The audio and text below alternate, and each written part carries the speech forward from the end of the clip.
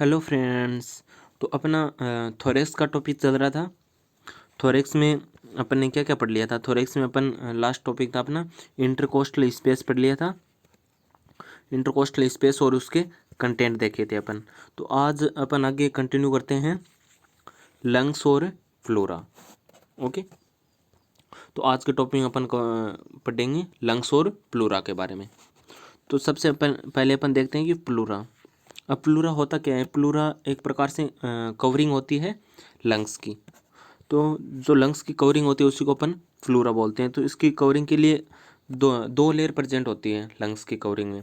तो जो बाहर वाली लेयर होती है उसको अपन बोलते हैं पैराइटल लेयर, और जो अंदर की लेयर होती है उसको बोलते हैं अपन विसरल लेयर। ओके, दो लेयर कौन कौन सी प्रेजेंट होती है, पैराइटल लेयर और विसरल लेयर। ओके, अब अपन देखते हैं अलग अलग से पैराइटल लेयर और विसरल लेयर के बारे में। तो सबसे पहले अपन देखते हैं कि जो पैराइटल लेयर होती है वो किससे डिराइव्ड होती है। वो होती है parietal layer of a lateral mesoderm से।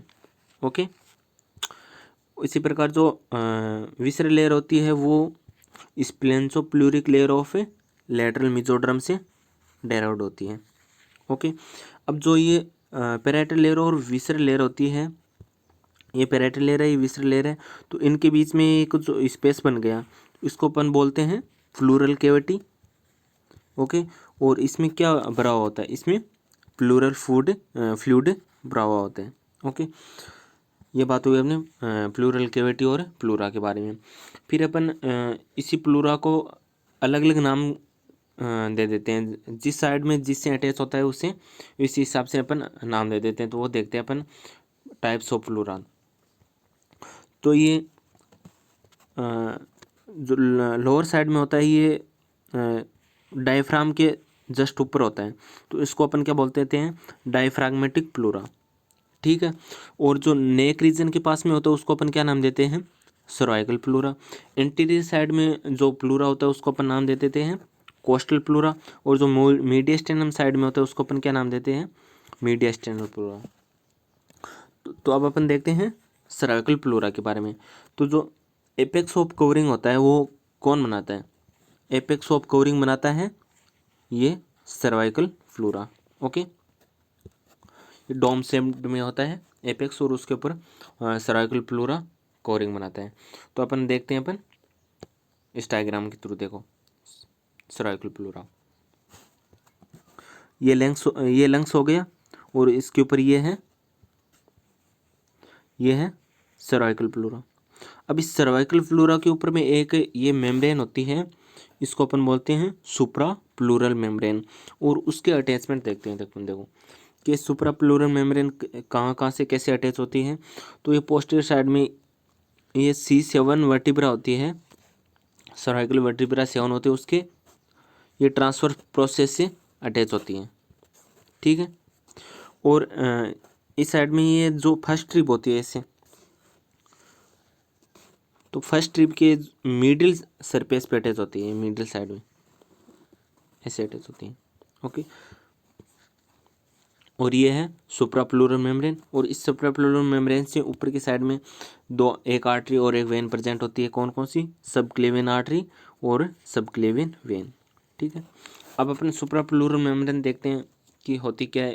अपन इसको सुप्राप्लूरल मेम्ब्रेन का दूसरा नाम होता है सिप्सन फेसिया भी बोलते हैं अपन। तो अपन एक बार सुप्राप्लूरल मेम्ब्रेन के बारे में देख लेते हैं, काफ़ी इंपॉर्टेंट है और शॉर्ट नोट्स भी आ जाता है।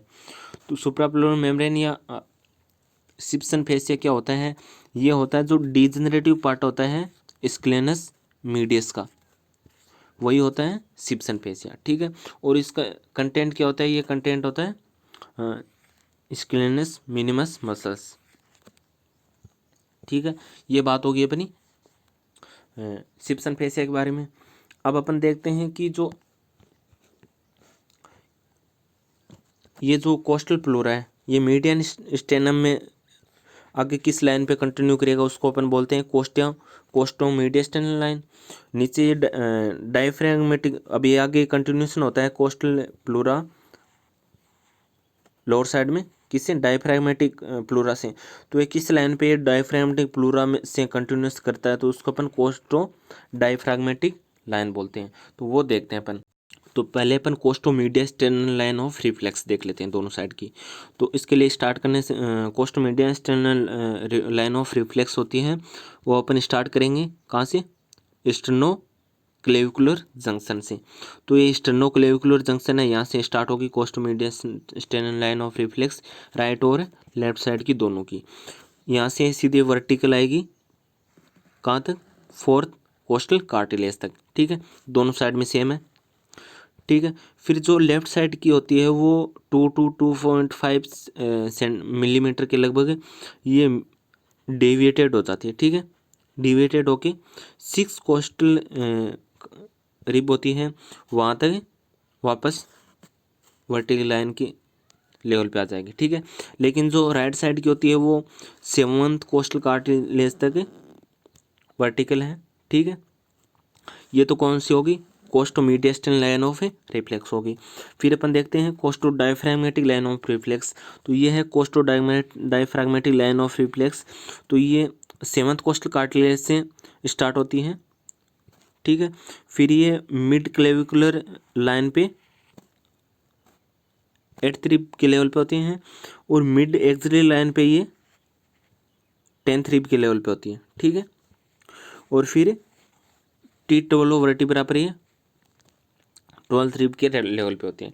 लेकिन अपन जो लेफ्ट साइड के लंग की जो कोस्टो डायफ्रैगमेटिक लाइन की बात करें तो ये लगभग सेम ही है, लेकिन ये स्टार्ट कहाँ से होती है, ये 7th रिब से स्टार्ट होती है। फिर ये मिड क्लेविकुलर लाइन में 8th रिब के लेवल पे, मिड एक्सिलरी लाइन पे ये 10th रिब के लेवल पे, और टी12 वर्टिब्रा पर ये 12th रिब के लेवल पे होती हैं, ठीक है।